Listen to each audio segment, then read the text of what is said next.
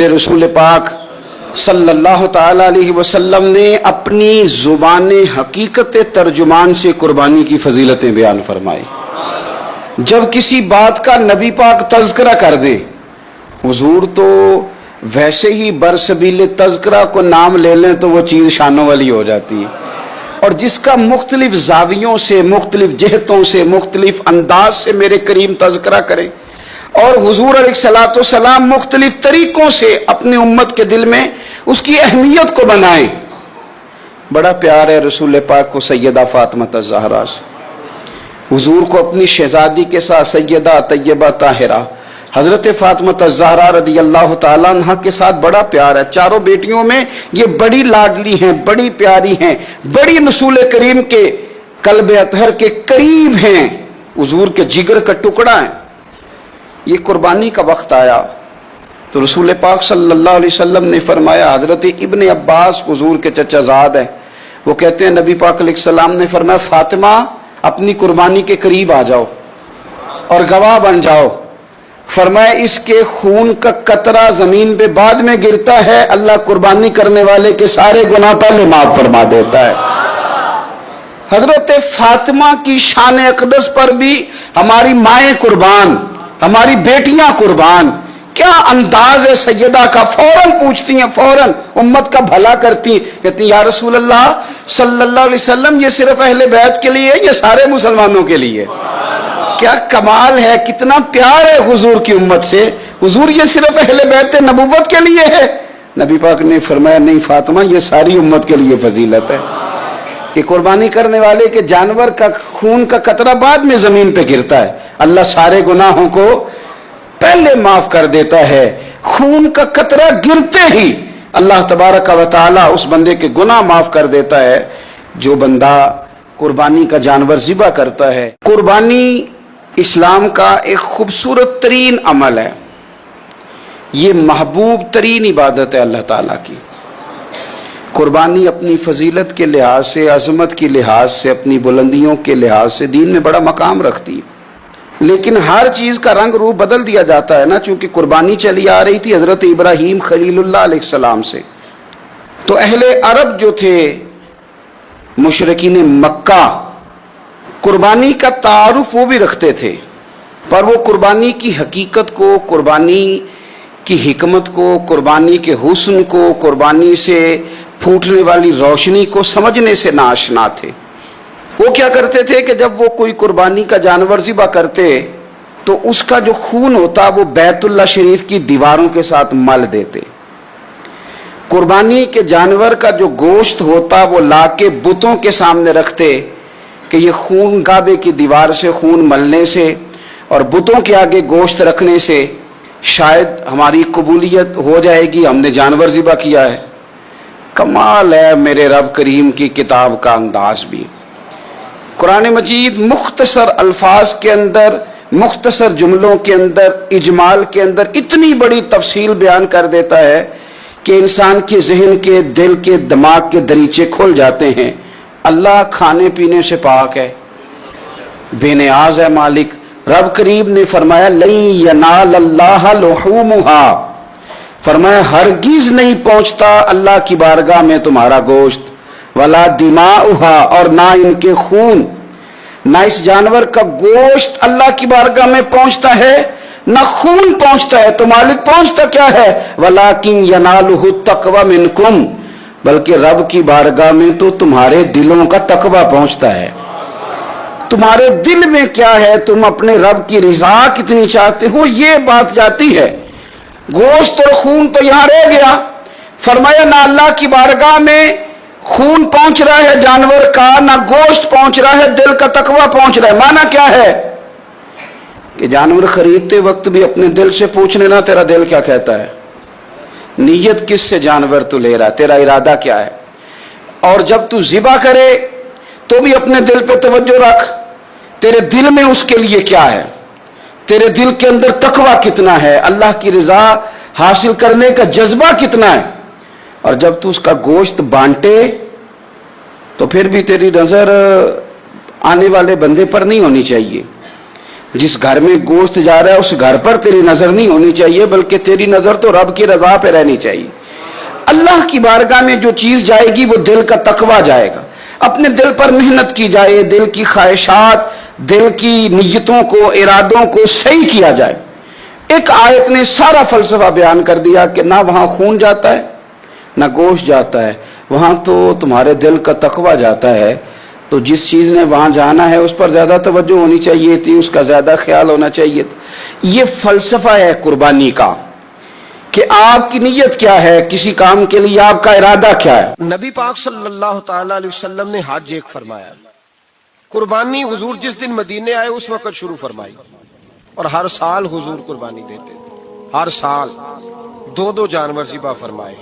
یا رسول اللہ صلی اللہ تعالی علیہ وسلم، دو کا کیا مقصد فرمایا؟ ایک میری طرف سے، ایک میری غریب امت کی طرف سے۔ یا رسول اللہ صلی اللہ علیہ وسلم کس طرف سے فرمایا؟ ایک میری طرف سے، ایک میری امت کی طرف سے۔ کبھی فرمایا ایک میری طرف سے، ایک میرے اہل بیت اور میری امت کی طرف سے۔ دو جانور حضور نے ذبح فرمائے، اور پھر میرے حبیب پاک صلی اللہ تعالی علیہ وسلم کے غلام مولا علی شیر خدا، ابن ماجہ کی روایت ہے، حضرت علی شیر خدا فرماتے ہیں کہ نبی پاک علیہ الصلوۃ والسلام دو جانور ذبح کرتے تھے۔ خود حضرت علی کی جب باری آئی تو انہوں نے بھی دو فرمائے۔ تو صحابہ نے پوچھا کہ علی دو کیوں، دو کس لیے؟ تو حضرت علی رضی اللہ تعالیٰ عنہ فرمانے لگے مجھے میرے حبیب نے وصیت فرمائی تھی کہ علی تو نے دو کرنے، ایک اپنی طرف سے کیا کرنا، ایک میری طرف سے کرنا۔ تو میں ایک اپنی طرف سے دیتا ہوں، ایک اپنے نبی پاک کی طرف سے دیتا ہوں صلی اللہ علیہ۔ دو جانور۔ آپ لوگوں نے سنی ہوئی ہے یہ بات کہ مہینہ کھانا نہیں پکتا تھا حضور کے گھر میں۔ حضرت عائشہ فرماتی ہیں 3 چاند اور 3 سورج کٹھے کبھی نہیں دیکھے جب ساتھ روٹی بھی کھائی ہو، یعنی 3 دن مسلسل کبھی کھانا نہیں کھایا۔ قربانیاں کتنی دیں بولیے؟ حضرت علی شیر خدا کا مکان کوئی نہیں اپنا، کوئی گھر نہیں بنایا۔ مولا کائنات شیر خدا، میں نے یہ بات پھر دوہرا رہا ہوں، پہلے بھی میں نے عرض کی تھی، پکا کرنے کے لیے دوہرا رہا ہوں۔ حضرت علی کا کوئی کاروبار نہیں بظاہر۔ بی بی صاحبہ فرماتی ہیں کہ کئی ہفتے صرف سرکہ اور کھجوریں۔ قربانیاں کتنی؟ اسی سارے صاحب لان ٹورے ہیں کہ ساڑھے تے لگ دیئے کہ نہیں، پکا۔ اور پھر جب بات ہوتی ہے دینے کی تو ماحول اور ہوتا ہے، جب لینے کی باری ہوتی ہے تو ماحول اور ہوتا ہے۔ قربانی واجب ہے اس شخص پر جس کے پاس 52.5 تولے چاندی یا 7.5 تولے، لیکن میں 7.5 تولے والا فتویٰ نہیں دیتا، میں 52.5 تولے چاندی والا فتویٰ دیتا ہوں، اس لیے کہ 52.5 تولے چاندی تو شاید تولہ یا 1.5 تولہ سونے کے برابر ہی ہو جائے، ٹھیک ہے نا جی؟ تو 7.5 تولے سونا 50-60 ہزار روپیہ جس آدمی کے اکاؤنٹ میں موجود ہے وہ قربانی کرے۔ بلکہ امام شافعی رحمۃ اللہ علیہ فرمایا کرتے تھے جس نے 3 کمروں کو تالا لگایا ہوا ہے وہ 3 کمرے فارغ ہیں، اس کے کسی کام کے نہیں، ان کی قیمت کا حساب لگائے۔ چھت پہ سٹور بنا دیا ہے، کوئی مطلب نہیں اس کا، اور جو ویسے رکھی ہوئے ہیں کوئی معنی ہی نہیں کمرے کا، فرماتے تھے حساب لگائے، قربانی کرے۔ رب کریم کی بارگاہ میں دینے کا جب معاملہ آیا تو تم گول کر گیا کام۔ میرے رسول کائنات سرور عالم صلی اللہ علیہ وسلم کا جب اپنے لیے چیزیں استعمال کرنے کا ماحول ہے تو محبوب پاک علیہ الصلوۃ والسلام نے مہینہ روٹی نہیں پکائی۔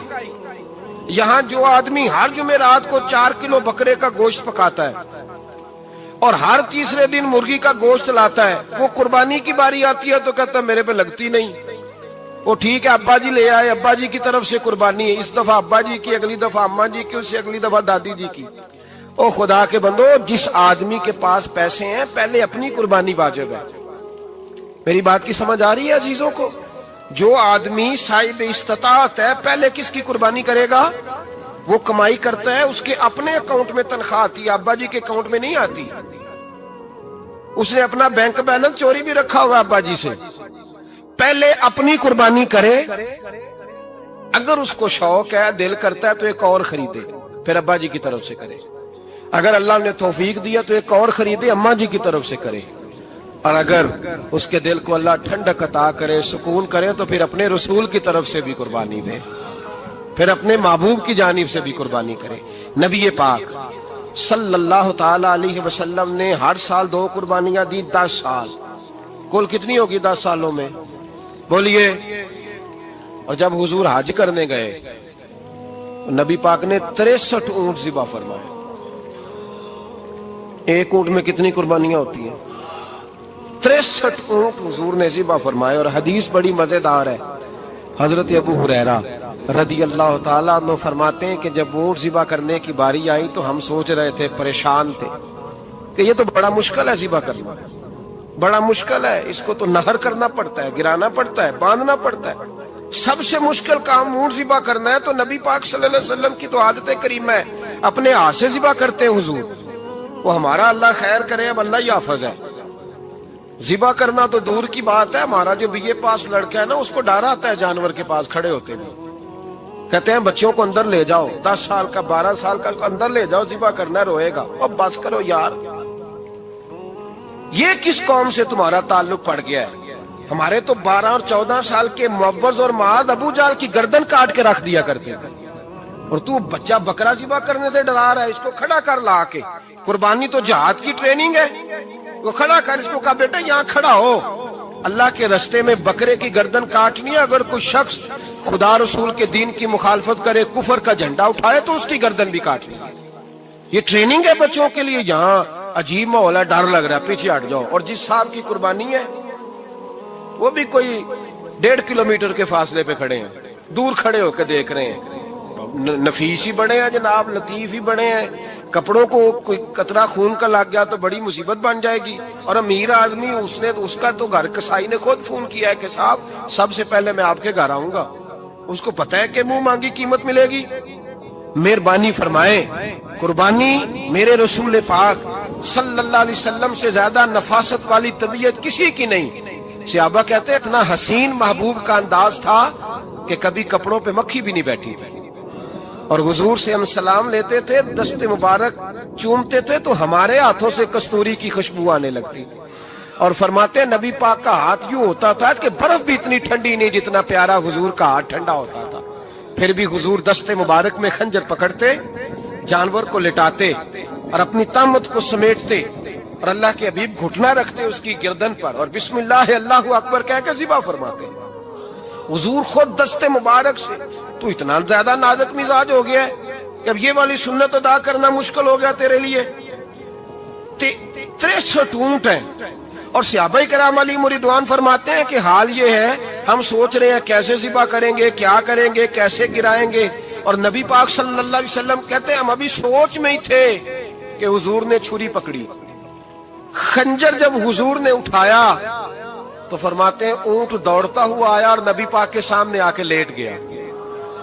فرماتے ہیں اللہ کے رسول نے بسم اللہ اللہ اکبر کہہ کے ذبح کیا. اس نے ٹانگ بھی کوئی نہیں ہلائی، پیر بھی کوئی نہیں ہلایا.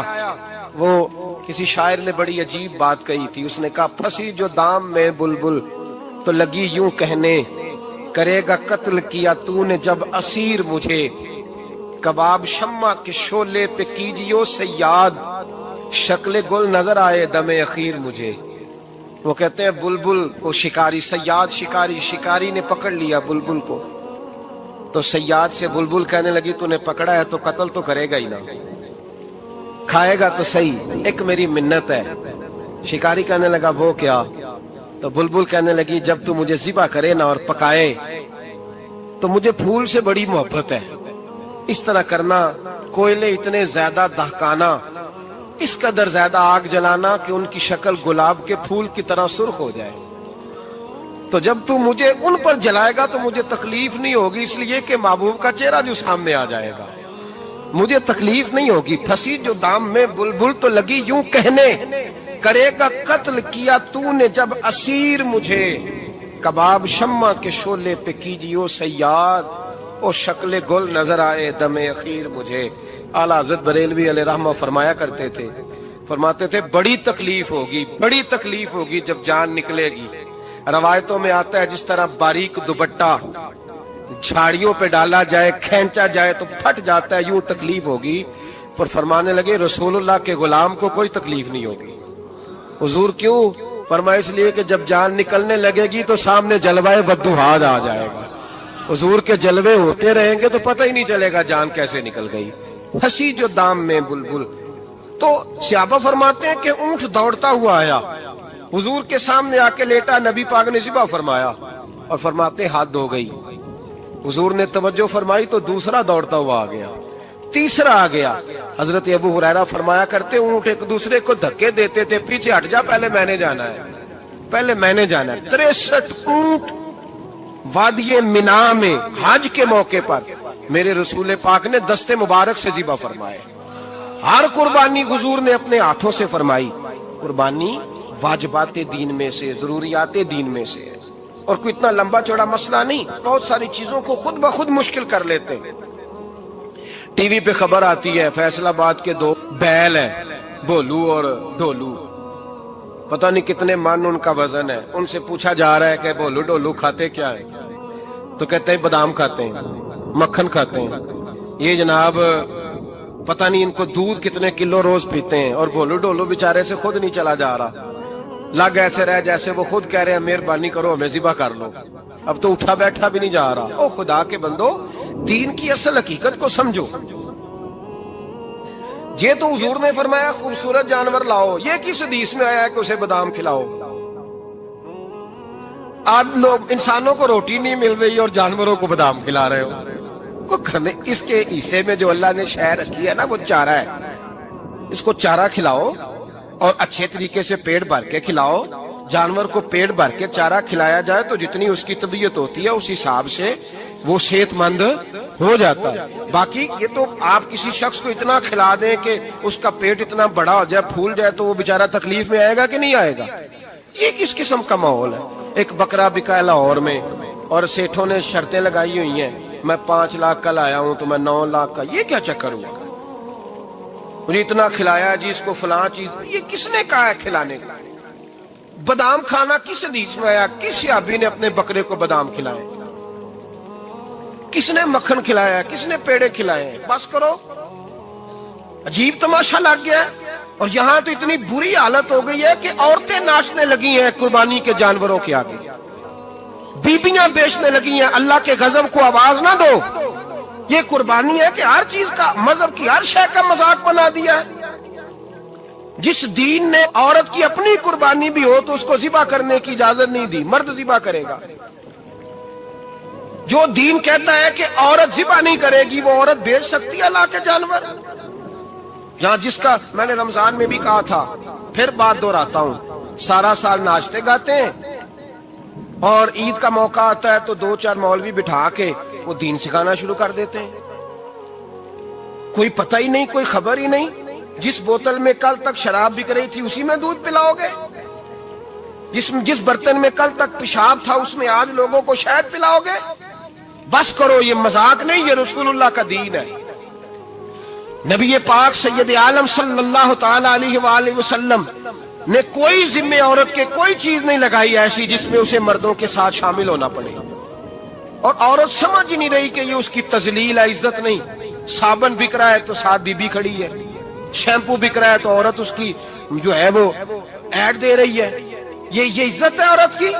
रुसवा कर दिया तुमने हर शय में औरत। अब कुर्बानी का जानवर भी बीबी बेचेगी? गैरत कहां गई इस कौम की?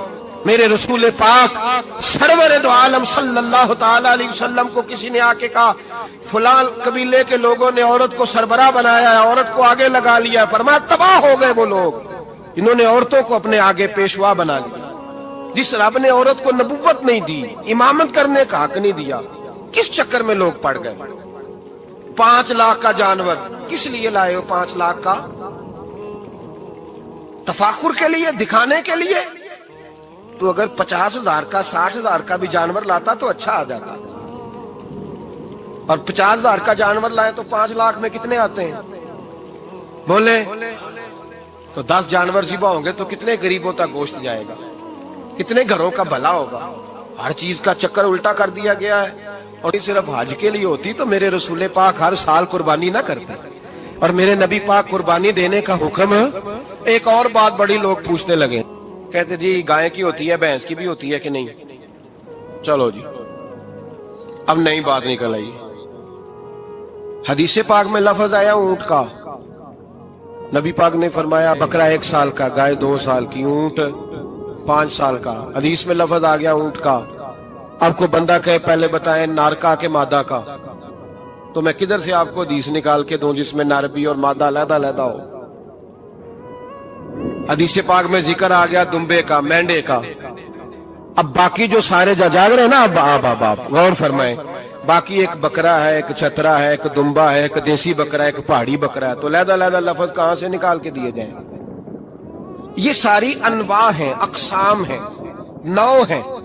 اسی طرح بھینس بھی گائے کی ایک قسم ہے. امام اعظم ابو حنیفہ فرماتے ہیں النوع منہ، یہ اس کی ایک قسم ہے، نوع میں سے ہے، گائے کی نوع میں سے. آپ عام لفظ بولتے ہیں تو کہتے ہیں بکرا چھترا گائے بھینس، عام لفظ ہے نا. تو جب گائے کہہ دیا تو اب کو بندہ کہے گائے آیا تو پہلے بتائیں گائے تو ہے تو اس میں بیل شامل ہے کہ نہیں؟ تو گائے کی جتنی قسمیں ہیں نا، ہمارے محدثین بھینس کو گائے میں شامل کرتے ہیں. بھینس گائے کی ایک قسم ہے. تو نبی پاک صلی اللہ علیہ وسلم نے جب گائے کا لفظ استعمال کیا تو بھینس اس کے اندر آ گئی. تو اگر گائے کی قربانی جائز ہے تو بھینس کی قربانی بھی جائز ہے. اگر بیل کی قربانی جائز ہے تو کٹے کی قربانی بھی 100% جائز ہے. اس کے اندر 7 حصے ڈالے جائیں گے، اسے قربان کیا جائے گا، یہ جائز ہے. اگر آپ صریح لفظ نکال کے دکھانے کو کہیں گے تو پھر تو بڑی چیزوں میں لوگ الجھ جائیں گے. پھر کیسے نکالا جائے گا خسی کی جائز ہے کہ نہیں، جو خسی نہیں اس کی جائز ہے کہ نہیں، فلاں کی. تو ان تفصیلات، ہاں بہت ساری چیزوں کی تفصیلات حدیث میں ہیں لیکن ساری چیزوں کی موجود نہیں. اس لیے میرے عزیز یاد رکھیں، بھینس کی قربانی بھی ہوگی، گائے کی بھی ہوگی، بیل کی بھی ہوگی، کٹے کی بھی ہوگی. جن کی نہیں ان کی نہیں. ہم نے کبھی کہا ہرن کی قربانی بھی ہوگی یا مرغی کی قربانی بھی ہوگی. تو حدیث مبارکہ کے اندر جو چیزیں موجود ہیں ان کی جتنی اقسام ہیں ان سب کی قربانی کرنا ہاں جائز ہے. اور میرے نبی پاک صلی اللہ علیہ وسلم نے فرمایا جانور خوبصورت ہو، لنگڑا نہ ہو، کانا نہ ہو، زخمی نہ ہو، خوبصورت جانور لاؤ، اس کو لا کے ذبح کرو. لوگ کہتے ہیں چلو اتنے پیسے اللہ کے راستے میں دے دیں، تو یہ کافی نہیں کافی. مسلم شریف میں، بخاری شریف میں میرے نبی پاک سید عالم صلی اللہ تعالی علیہ وسلم نے فرمایا 10 ذی الحج کو اللہ کی نظر میں ابن آدم کا سب سے پسندیدہ عمل. لیکن نا 10 ذی الحج کو، کل 10 ذی الحج ہے تو بڑے کام ہوں گے. فجر کی نماز بھی ہوگی، تکبیرات تشریق بھی پڑھی جائیں گی. آج فجر سے شروع ہو گئی نا، 9 کی فجر سے لے کر 13 کی عصر تک تکبیرات تشریق پڑھی جائیں گی. اللہ اکبر، اللہ اکبر، لا الہ الا اللہ واللہ اکبر، اللہ اکبر وللہ الحمد، اللہ اکبر، اللہ اکبر، لا الہ الا اللہ واللہ اکبر، اللہ اکبر وللہ الحمد، اللہ اکبر، اللہ اکبر، لا الہ الا اللہ واللہ اکبر، اللہ اکبر وللہ الحمد. کوشش کریں جب بھی پڑھیں 3 بار پڑھیں. تکبیرات تشریق بھی پڑھی جائیں گی، فجر کی نماز بھی کل ہوگی، عید کی نماز بھی ہوگی، لوگ اور بھی کوئی ذکر اذکار کریں گے. لیکن میرے نبی پاک صلی اللہ علیہ وسلم نے فرمایا 10 ذی الحج کو اللہ کو اپنے بندے کا جو کام سب سے زیادہ پسند ہے وہ یہ ہے کہ وہ اللہ کے راستے میں جانور کا خون بہائے. حالانکہ نمازیں بھی ہیں، اذکار بھی ہیں، تکبیرات بھی ہیں، سارا کچھ ہے، پر اللہ کو سب سے زیادہ کیا پسند ہے؟ جانور کو قربان کرنا. یہ اللہ کو بڑے خوبصورت لفظ نبی پاک علیہ السلام نے فرمایا قربانی کا جانور قیامت کے دن اپنے سینگوں اور کھروں سمیت آئے گا، اور جس نے قربانی کی ہوگی اس کی بخشش کروا کے اسے جنت میں لے کر جائے گا. تو فرمایا ابن آدم کا سب سے پسندیدہ عمل یہ، سب سے پسندیدہ، کہ وہ 10 ذی الحج کو قربانی کریں، کوشش کریں خود ذبح کریں اپنا جانور. یہ حضور کی سنت ہے. یہ نہ ہو سکے تو نبی پاک صلی اللہ علیہ وسلم نے اپنے ہاتھوں سے ذبح کرنے لگے حضرت فاطمہ کا جانور. تو فرمایا فاطمہ ادھر آ کے اس کے پاس کھڑی ہو جاؤ، میں تمہارا جانور ذبح کرنے لگا ہوں. اپنے جانور کے پاس کھڑے ہوں. میرے جو بھائی ذبح کرنے کا کام کرتے ہیں نا، قصاب ہم کہتے ہیں، سارے قصاب نہیں ہوتے، بہت سارے لوگ یہ سعادت حاصل کرتے ہیں اور بڑے نیکی کا کام کرتے ہیں. اللہ انہیں بڑی بہترین جزا عطا فرمائے گا، بڑا خیر کا کام کرتے ہیں. لیکن چونکہ رش ہوتا ہے ایسے لوگوں کے پاس، تھوڑی جلدی بھی ہوتی ہے. پہلی تو کوشش کریں تکبیر خود ڈالیں، یہ نہیں ہو سکتا تو قریب کھڑے ہوں. ہمارے ہاں ایک رواج یہ بھی ہے کہ 2 بندے ہاتھ رکھتے ہیں، ذبح وہ کر رہا ہوتا ہے تو جس کی قربانی ہوتی ہے اس کو کہتے ہیں تو بھی ساتھ ہاتھ رکھ. ہوتا ہے نا جی بہت ساری جگہوں پہ۔ اب حکم یہ ہے شریعت اسلامیہ کا کہ جب جانور ذبح کریں گے تو پڑھیں گے بسم اللہ اللہ، بسم اللہ اللہ۔ ہاں نبی پاک صلی اللہ علیہ وسلم نے لمبی دعا پڑھی، صحابہ بھی لمبی دعا، انی وجہت وجہی للذی فطر السماوات والارض حنیفا وما انا من المشرکین، یہ بھی پڑھا۔ اور پھر میرے رسول پاک صلی اللہ علیہ وسلم نے یہ بھی کہا کہ اللہ میری طرف سے قبول فرما، میری امت میری اہل بیت کی طرف سے قبول فرما۔ صحابہ جب جانور ذبح کرنے لگتے پہلے یہ دعا پڑھتے، پھر کہتے اللہم تقبل منا کما تقبلت خلیل کا ابراہیم علیہ السلام وتقبلت حبیب کا محمد صلی اللہ علیہ وسلم، اے اللہ ہم سے بھی قبول فرما جیسے تو نے حضرت ابراہیم سے قبول فرمائی اور جیسے اپنے حبیب حضرت محمد صلی اللہ علیہ وسلم سے قبول۔ یہ ساری دعا پڑھیں، اور جب جانور ذبح کرنے لگے تو پھر پڑھیں بسم اللہ اللہ، بسم اللہ اللہ۔ اچھا دو آدمیوں نے ہاتھ رکھا ہوا ہے، دو آدمیوں نے، اب اگر ایک نے بھی نہ پڑھی بسم اللہ اللہ اکبر تو جانور حلال نہیں ہوگا، دونوں کو پڑھنا پڑے گا۔ یہ مسئلہ یاد رکھیں۔ ایک اور بات بھی بتانی ہے آپ کو، وہ بھی آپ نے یاد رکھنی ہے۔ قربانی کے بڑے جانور میں کتنے حصے ہوتے ہیں؟ 7۔ اب 7 حصوں میں 7 کی نیت قربانی کی ہونی چاہیے، 7 کی۔ 6 حصے ڈال گئے، جو چلے تھوڑے سے زیادہ امیر لوگ نہیں تھے، نارمل تھے، انہوں نے 6 حصے ڈال لیے۔ 7واں امیر آدمی تھا، اس کو جا کے کہا یار ایک حصہ نہیں مل رہا تو چل تو نے تو 2-3 بکرے لیے ہوئے ہیں تو بھی شامل ہو جا۔ اس نے پہلے تو کہا نہیں یار میں نے اب لے لیا، پھر جب اصرار کیا تو کہا چلو ٹھیک ہے بڑے گوشت کا قیمہ کرا لیں گے۔ تو اس طرح کرو، ڈال لو میرا بھی حصہ۔ اب 6 کی نیت قربانی کی، 7ویں کی گوشت کی، کسی کی بھی قربانی نہیں ہوگی، گئے سارے۔ اب اس کے لیے شرط کیا ہے کہ اس کو بھی آپ، اصل میں ہمیں مسائل نہیں آتے، نہ ہم سیکھتے ہیں نہ پتہ کرتے ہیں، پھر خرابی ہوتی ہے۔ اب اس سے کہیں کہ یار قربانی سے پہلے اپنی نیت کا اعادہ کر، اپنی نیت کا اعادہ کر، بتا کہ تیری نیت کیا ہے، اور اگر غلط ہے تو صحیح کر لے، تاکہ سب کی قربانی تو بتا۔ یہ جو تو رکھ رہا ہے قربانی تو کس کی قربانی کر رہا ہے؟ دادا جی کے نام کی، ابا جی کے نام کی، اپنے پیر کے نام کی، استاد کے نام کی، یا رسول پاک صلی اللہ علیہ وسلم کے نام، نبی پاک کے نام کی؟ اس سے پوچھیں، اور جو وہ نیت بتائے اس نیت کی دعا ہوگی، اس کی طرف سے کہا جائے گا اے اللہ اس کی طرف سے اسے قبول۔ میری بات کی سمجھ آ رہی ہے میرے عزیزوں کو؟ اور اس ارادے کے ساتھ قربانی، اگر ایک کی بھی نیت خراب ہو گئی تو مسئلہ بگڑ گیا۔ اس لیے ان مسائل کو، اور نبی پاک کے نام کی جو قربانی ہوگی، سبحان اللہ، میں کرامات کا زیادہ قائل نہیں، ہم کرامات کے نہیں کیفیات کے قائل ہیں، کیفیات کی۔ اور دین ویسے بھی لفظوں کا نام نہیں کیفیت کا نام ہے۔ میرے حصہ فرمایا کرتے تھے ہم کرامت سے زیادہ کیفیت کے قائل ہیں۔ اگر مرید ساری زندگی کرامتیں سناتا رہے اور کبھی اسے مدینے جانے کا شوق ہی پیدا نہ ہو، کبھی نبی پاک کے نام پہ آنسو نہ آئے، تو پھر کرامت کا فائدہ نہیں، کیفیت تو ملی نہیں اسے۔ ہم کیفیت، اسی طرح ہم نظرانے کے نہیں نظر آنے کے قائل ہیں۔ تو بھائی یہ یاد رکھ لیں، کیفیت کا نام دین ہے۔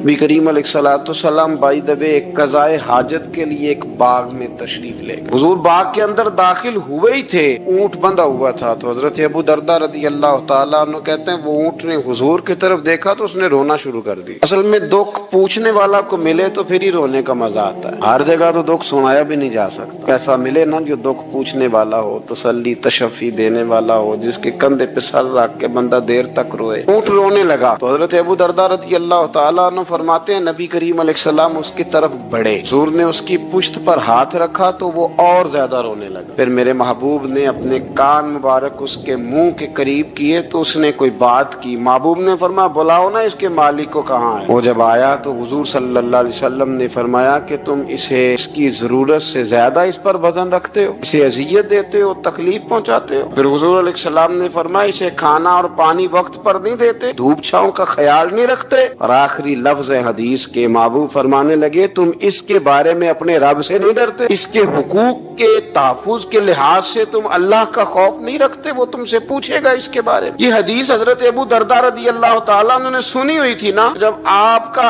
अपना वक्त विसाल आया ना, तो हजरत अबू दरदा ने भी ऊंट रखा हुआ था। जनाब अबू दरदा रदी अल्लाह ताला अन्हु ने घर वालों से भी माफियां मांगी, रिश्तेदारों से भी, दोस्तों से भी, तो फिर ऊंट के सामने भी जाके खड़े हो कहने लगे, ऊंट देखना, अल्लाह की बारगाह में मेरी शिकायत ना कर देना, उसके हुजूर कह ना देना कि या अल्लाह इसने मेरे हक नहीं अदा किए। फरमाया मैंने कोशिश की है तेरे हुकूक अदा करने की, और अगर कहीं कमजोरी रह गई तो मुझसे दरगुजर करना। नहीं, ये अंदाज था उन लोगों, जिन बातों का हमें पता चल चुका है उस पर अमल की भी तो कोशिश होनी चाहिए। तो मेरे अजीजों, जानवरों के हुकूक मेरे नबी करीम अलैहिस्सलातु वस्सलाम ने बयान फरमाए। सबसे पहली बात हुजूर ने ये बयान किया कि जानवर को गाली ना दो। एक शख्स ने एक मुर्ग को गाली दी थी, तो नबी पाक अलैहिस्सलाम ने फरमाया इसे गाली ना दे, ये तो तुझे आजान के लिए बेदार करता है। पता ना कुछ नवाबजादों और शहजादों की नींद खराब करता है मुर्गा भी। तो खैर मुर्गों ने जानें पढ़नी छोड़ दी। तकलीफ की बात है, खुशी की बात नहीं, दर्द की बात, ये अजियत की बात नहीं। वो वतन भी को वतन है जिसमें अजान की आवाज ही ना आए, वो देश भी को देश है। हम जाके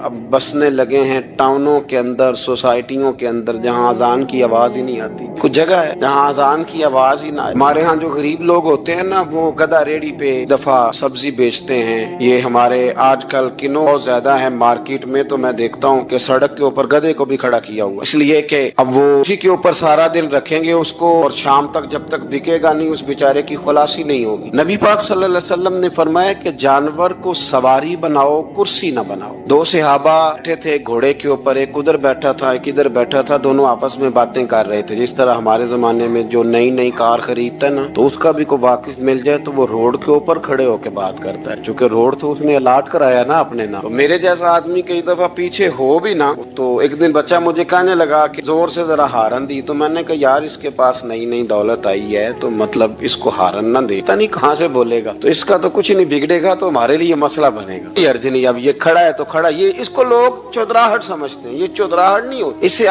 ये आपके कमजोर होने की अलामत है। इस तरह छोटा आदमी इस तरह के काम करता है। बड़े लोग तो किसी को तकलीफ ही नहीं देते क्योंकि वो बड़े होते हैं। तो नबी पाक अलैहिस्सलाम ने देखा दो गुलामों को, एक के घोड़े का मुंह इधर है दूसरे का इधर है, तो आपस में गुफ्तो शुनीद कर रहे हैं। मेरे रसूल करीम अलैहिस्सलाम ने वहीं तंबीह फरमाई, हुक्म दिया, फरमाया सवारियों को सवारियां बनाया करो, कुर्सियां ना बनाया करो। जब तक चलना हो इस पर बैठो, और जब बात करनी हो तो घोड़े से नीचे उतरो, फिर बात करो तो फिर दोबारा घोड़े पे बैठो, कि उससे उतना ही काम लिया जाए जितना वो उसका बोझ बर्दाश्त कर सके। अब्दुल्ला बिन मुबारक ने ना किराए पे घोड़ा लिया था, किराए पे सवारी लेते। हजरत अब्दुल्ला बिन मुबारक रहमतुल्लाह ताला ने एक शख्स से किराए पे घोड़ा लिया कि मुझे फलां सफर पे जाना है, तो घोड़ा किराए पे दे दो। उसने कहा जी किस किसने जाना है? तो आप फरमाने लगे मेरा वजूद देख ले, मैं नहीं जाना है। तय हो गया, आपने घोड़ा उससे ले लिया। जब आप जाने लगे तो एक आदमी रास्ते में मिला, कहने लगा हुजूर कूफे जा रहे हैं? फरमाया हाँ। कहने लगा ये मेरा खात भी ले जाइए, ये मेरा खात है। कितना वजन होता है खात का? ये मेरा खात है, फला आदमी को दीजिएगा। तो आप फरमाने लगे तो मेरे साथ वापस चल घोड़े के मालिक के पास, अगर वो इजाजत देगा ये सफर घोड़े पे ज्यादा रखने का तो मैं रखूंगा, अगर वो इजाजत नहीं देगा तो मैं नहीं रखूंगा। तो वो आदमी कहने लगा हुजूर इतनी छोटी छोटी बातों का क्यों ख्याल रखते हैं? अब्दुल्ला बिन मुबारक फरमाने लगे इसलिए कि मैं रहमतल लिल आलमीन नबी का मानने वाला हूँ। मेरे रसूल पाक अलैहिस्सलाम रहमतल लिल आलमीन है, तो मैं इतना भी जुल्म जानवर पर कर सकता हूँ? मैं पहले इजाजत लूंगा उसके मालिक से, उसके बाद फिर मैं आगे जाऊंगा। तीसरी बात, हुजूर अलैहिस्सलाम ने फरमाया जो जानवर जिस मकसद के लिए पैदा किया गया उसे वही काम लेना, दूसरा काम नहीं लेना, जिस मकसद के लिए पैदा किया। घोड़ा, गधा और खच्चर खाना इस्लाम में ज़िबा करके खाना इसलिए जायज नहीं रखा गया कि ये सवारी के जानवर हैं। तो जो सवारी के जानवर होंगे उन्हें ज़िबा करके खाया नहीं जाएगा, उससे सवारी का काम लिया जाएगा। और जो जानवर गोश्त वाले होंगे उनसे गोश्त का काम लिया जाएगा, जो दूध वाले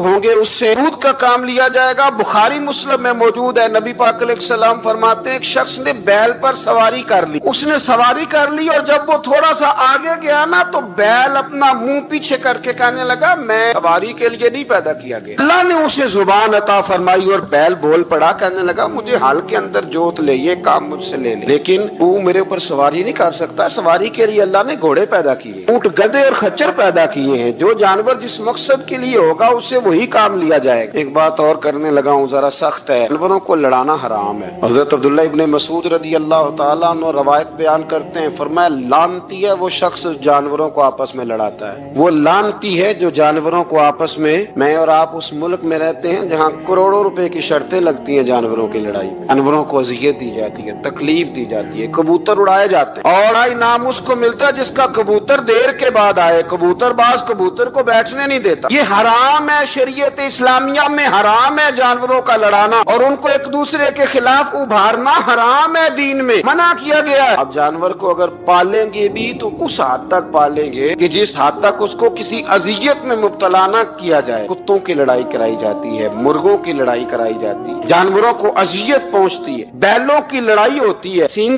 ٹوٹ جاتے ہیں، لہو اتنا بہتا ہے جانوروں کا کہ دیکھا نہیں جاتا، لیکن سامنے بیٹھنے والے تالیاں بجا رہے ہیں۔ یہ تو بڑے سخت دل لوگوں کے رویے کہ جانور کا خون بہ رہا ہے اور آپ تالیاں بجا رہے ہیں، مرغے بیچارے کی چونچ لہو لہان ہو گئی ہے، سامنے والے نے اتنا مارا ہے اور یہاں تالیاں بج رہی ہیں کہ میرا جیت گیا، بجائے اس کے کہ اس کو پٹی کی جاتی، اس کو دیکھا جاتا۔ یہ تو سنگ دل لوگوں کا کام ہے۔ ہم تو رحمت للعالمین نبی کے غلام صلی اللہ علیہ وسلم، ہمارے دین نے تو ہمیں یہ مزاج ہی نہیں دیا، ہم نے تو پیار کرنا، ہم نے تو محبت بانٹنی، ہم نے تو شفقت کرنی۔ نبی پاک علیہ الصلوۃ والسلام نے انور سے اس کے بچوں کو جدا کرنے سے منع فرمایا۔ جب تک بچے کو ماں کی ضرورت ہے اسے جدا نہیں کیا جائے، جب تک وہ دودھ پیتا ہے اسے جدا نہیں کیا جائے۔ ریا کا بچہ بھی چھوٹا ہے اور اس کی ماں اس کے لیے دانہ لے کے آتی ہے تو اسے ماں سے جدا نہیں کیا جائے گا، اس کی جذبات کا، احساسات کا خیال رکھا جائے گا۔ یہاں تو میرے دیہاتوں کے جو بڑے سمجھدار قدری قسم کے لوگ ہیں، ان کا بھی جب بہو سے اختلاف ہوتا ہے تو کہتے ہیں اس کے بچے رکھ لو، یہ جب خود روئے گی تو لوٹ کے آ جائے گی۔ اس محبوب نے جانور سے اس کے بچے جدا کرنے سے منع کیا، ماں سے بچے جدا کر رہے ہیں۔ اور سیانے لوگ، کچھ میکے بھی ایسے ہیں، میکے بھی وہ کہتے ہیں بیٹے تو آ جا اور بچے واپس کر دے، اس لیے کہ بھئی ہمارا نہیں ان سے نظام چلے گا، بچے ان کے ہیں تو ان کو دے۔ یا کتنا ظلم ہے، انسان ہو کے یہ بات کر رہا ہے، سمجھدار ہو کے، عقل مند ہو کے، ذی شعور ہو، دعویٰ ہے اس کی بزرگی کا۔ نبی رحمت علیہ السلام کی غلام حضرت ابو ہریرہ رضی اللہ تعالیٰ عنہ فرماتے ہیں، مشکات میں موجود ہے، فرمایا ایک چڑیا آئی اور آ کے میرے نبی کے کندھوں پہ بیٹھ گئی۔ اس چڑیا نے کیا کہا کہ محبوب کی آنکھوں میں آنسو آ گئے، حضور روئے،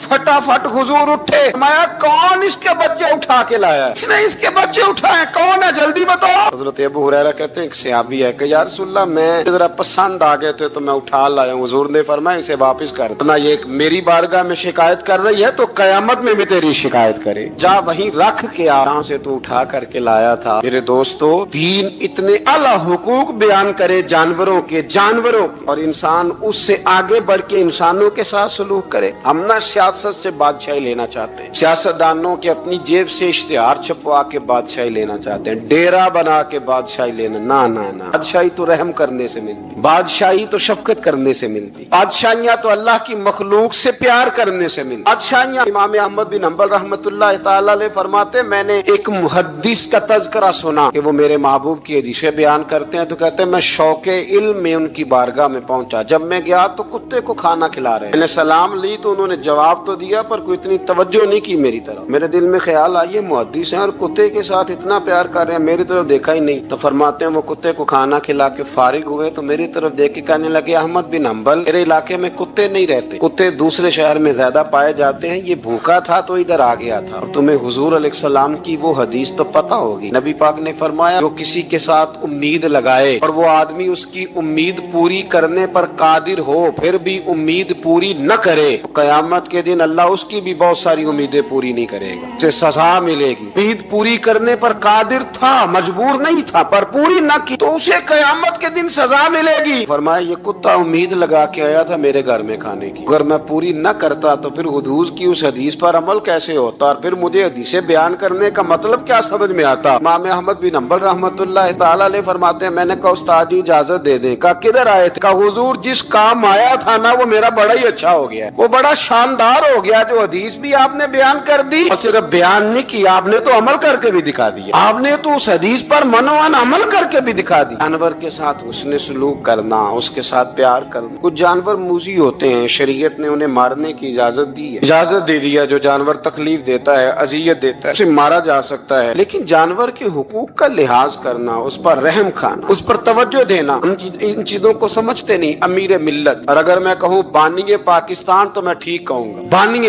تھا ایک اس وقت انگریزوں کا بڑا جماعت علی شاہ صاحب محدث علی پوری بھی پاکستان کی تحریک چلا رہے تھے اور قائد اعظم بھی چلا رہے تھے. تو لارڈ نے قائد اعظم سے کہا تھا کہ قائد اعظم مجھے تیری سیاست سے اتنا ڈر نہیں آتا جتنا جماعت علی شاہ کے دین سے ڈر آتا. اتنا مجھے، میں آن دی ریکارڈ بات کر رہا ہوں ذمہ داری کے ساتھ، کہ تیری سیاست سے میں اتنا نہیں ڈرتا جتنا جماعت علی شاہ کے دین سے ڈرتا. اس لیے کہ یہ جب دین کا نام لے کے پاکستان کی بات کرتا ہے تو لوگوں پہ عدو طاری کر دیتا ہے. اس لیے میں تیری سیاست سے زیادہ اس کے دین سے ڈرتا ہوں. پیر ملت پیر جماعت علی شاہ صاحب ابو العرب بھی کہا جاتا. ان زمانوں میں عرب میں غربت آئی تو یہاں سے ہندوستان سے چندے اکٹھے کر کر کے پیر جماعت علی شاہ صاحب لے جایا کرتے. مدینہ شریف میں آج بھی جماعت منزل موجود. صاحب کی اپنی رہائش تھی. ملت پیر جماعت علی شاہ صاحب نا مدینے میں گزر رہے تھے تو بڑے بڑے مرید ساتھ تھے. اس زمانے میں لوگ ہاتھوں میں چھڑی رکھا کرتے، جانور اکثر ہوتے تھے تو چھڑیاں ہاتھوں میں ہوتی تھیں. تو پیر صاحب گزر رہے تھے، بوڑھے آدمی تھے، ساتھ تھے، تو ایک کتا دوڑا دوڑا آ گیا. جب وہ پیر صاحب کے قریب سے گزرنے لگا تو ایک مرید نے نہ کتے کی ٹانگ پہ ڈنڈا مارا، پچاڑ جا کپڑوں کو نہ لگ جانا. چونکنے لگا، رونے لگا. جب بھاگا نا تو لوگ کہتے ہم نے عجیب منظر دیکھا. 100 سال کے پیر جماعت علی شاہ صاحب پگڑی ہاتھ میں پکڑی اور کتے کے پیچھے بھاگنا شروع کر، دوڑ کے کتے کو اٹھا کے لائے اور یوں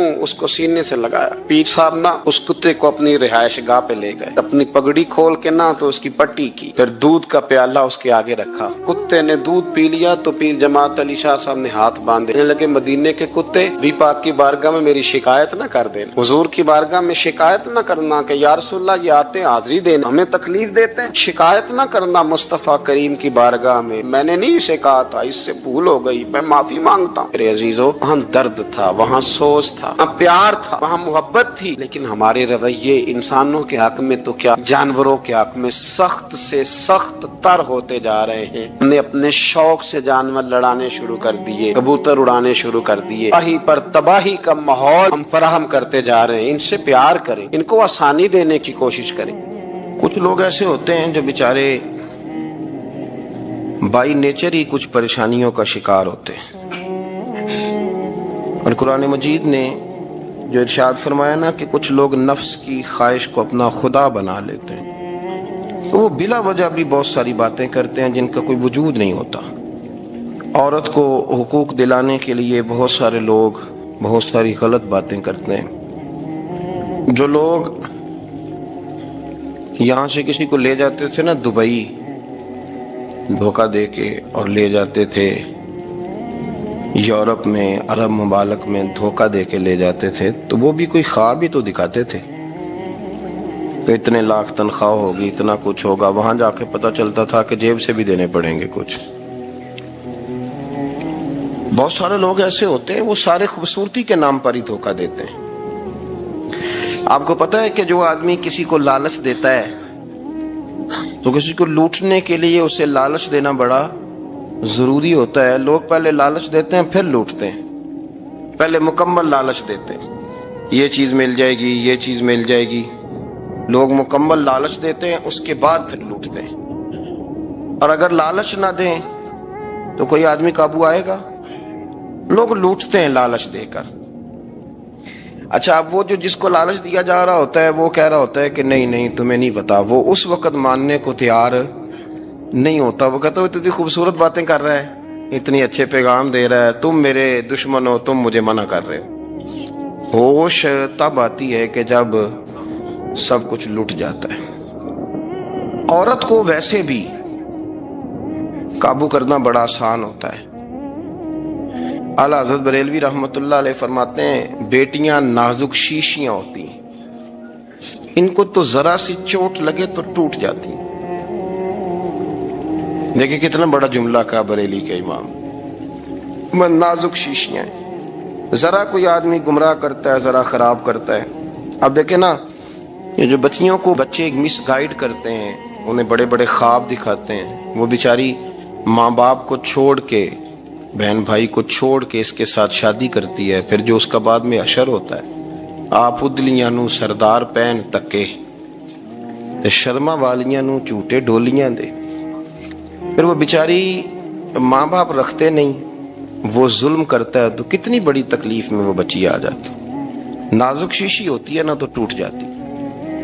یہی حال اب جدید خواتین اور یہ جو کچھ اینکر پرسن ہیں، یہ اصل میں نا یہ آپ کو سیاست سکھاتے ہیں، لیکن یہ مادر پیدر آزاد لوگ ہیں، بالکل آزاد۔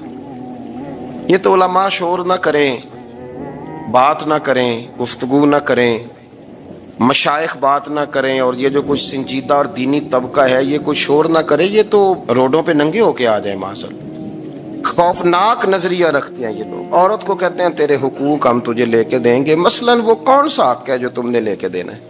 میرے نبی کریم صلی اللہ علیہ وسلم نے اس کو بیٹی بھی بنایا ہے، اس کو بہن بھی بنایا ہے، اس کو ماں بھی بنایا ہے، اسے بیوی کا عالی شان رتبہ بھی عطا فرمایا ہے۔ اور چونکہ بیٹی کا بھی حق بڑا بیان کیا جاتا ہے، بہن کا بھی، ماں کا بھی، اور بیوی کے معاملے میں لوگ سمجھتے ہیں کہ زیادہ بات نہیں کرنی چاہیے، شاید مسئلہ خراب ہو جائے۔ حالانکہ نبی پاک صلی اللہ تعالی علیہ وسلم نے بیوی کے بارے میں پتہ کیا فرمایا؟ فرمایا جب تم نکاح کر لیتے ہو تو اپنا ایمان محفوظ کر لیتے ہو۔ اب میں اس کی شرح نہیں کرتا، آپ خود کر لیجئے گا کہ وہ ایک ایسی شخصیت ہوتی ہے کہ جس کی موجودگی میں آپ کا ایمان محفوظ ہے۔ اب میں نہیں سمجھتا کہ اس سے بڑی بات کوئی اور ہو سکتی ہے، جس کی موجودگی میں آپ کا ایمان، اور بھئی یہ حدیث پاک عرض کر رہا ہوں، نکاح جب کوئی کر لے تو اس نے اپنا ایمان مکمل کر لیا۔ اس کا معنی یہ ہوا کہ آپ کا ایمان محفوظ ہے اس کی موجودگی میں، تو اس سے زیادہ بھی، یعنی ایمان سب سے قیمتی چیز ہے نا، تو اس کے محفوظ ہونے کی وجہ حضور نے نکاح بیان کر دی۔ اب میرا خیال ہے بیوی اگر کوئی اس سے بڑا حقوق مانگے گی تو بیوقوفی کرے گی۔ اتنا بڑا درجہ نبی کریم نے اسے عطا کر دی، اتنا بڑا مقام دے دیا کہ تو خامند کے ایمان کے محفوظ ہونے کا ذریعہ بن گئی ہے۔ عورت کو جو حقوق رسول کریم صلی اللہ تعالی علیہ وسلم نے عطا فرمائے، نبی پاک نے جو حقوق دیے، دیکھیں نا، حضرت عبداللہ ابن عمر رضی اللہ تعالیٰ عنہ کی اہلیہ بیمار تھی، تو جلدی جلدی سے وہ آئے، تو جب بہت جلدی ہو، سفر بڑا شدید تھا، تو آپ نے جلدی سے نماز ادا کی، جلدی سے چلے۔ آپ کے خادم کہنے لگے حضور خیریت ہے؟ فرمایا میری بیوی بیمار ہے۔ تو اس نے عرض کی حضور آپ کی اہلیہ بیمار ہے، تو آپ نے نماز بھی جلدی سے پڑھی، سفر بھی جلدی جلدی کیا۔ تو فرمانے لگے یہ وہ چیزیں ہیں جو ہمیں مدینے والے رسول نے سکھائی ہیں۔ آپ اس کیفیات کو سمجھیں کہ حضور صلی اللہ علیہ وسلم نے درس دیا۔ اور پھر ایک اور بہت بڑی بات، یہ فضیلت کسی اور کو نہیں دی، جو عورت کو حضور نے فضیلت دی، یہ فضیلت کسی اور کو نہیں دی۔ کبھی حضور نے فرمایا کہ تمہارا ابا تمہارے ساتھ بہت سخت رویہ کرے تو تم نے اس کو اس سختی پر داد دینی ہے؟ فرمایا چلو اگر وہ زیادتی بھی کرے تو تم نے اس کے ساتھ سلوک اچھا ہی کرنا ہے۔ لیکن آپ ایک بات کو سمجھے نا کہ بچے کے بارے میں، بیٹے کے بارے میں، بیٹی کے بارے میں فرمایا 10 سال کے ہو کے نماز نہ پڑھیں تو سختی کرو، تمہارا ڈنڈا بھی لٹکنا چاہیے۔ بہت ساری جگہوں پہ بہت سارے لوگوں کے لیے سختی کا حکم دیا، لیکن عورت کے لیے حضور نے جو جملے کہے، اصل میں ہم سمجھتے ہیں کہ یہ ایک بات ہے، مشہور ہو گئی ہے روایت حدیث، تو بس اس کے پس منظر پر اور جملوں کے حسن پر شاید معاذ اللہ غور کرنے کی ضرورت نہیں۔ ذرا اس لفظ کی تاثیر پر غور کریں۔ حضور نے فرمایا عورت ٹیڑھی پسلی سے پیدا کی گئی ہے، یہ ٹیڑھی ہے، تو سیدھا کرنے کی کوشش کرو گے تو ٹوٹ جائے گی۔ تو حضور پھر ہمارے لیے حکم کیا ہے؟ فرمایا جیسی ہے تم اسی کے ساتھ نبھا کرو۔ آپ سمجھیں کہ اتنا محفوظ حضور نے درجہ دے دیا بی بی کو، اتنا محفوظ کہ فرمایا غلطی بھی ہو تو میرے غلاموں تم اس کے ساتھ نبھا کرو، گزارا کر لو۔ ایسا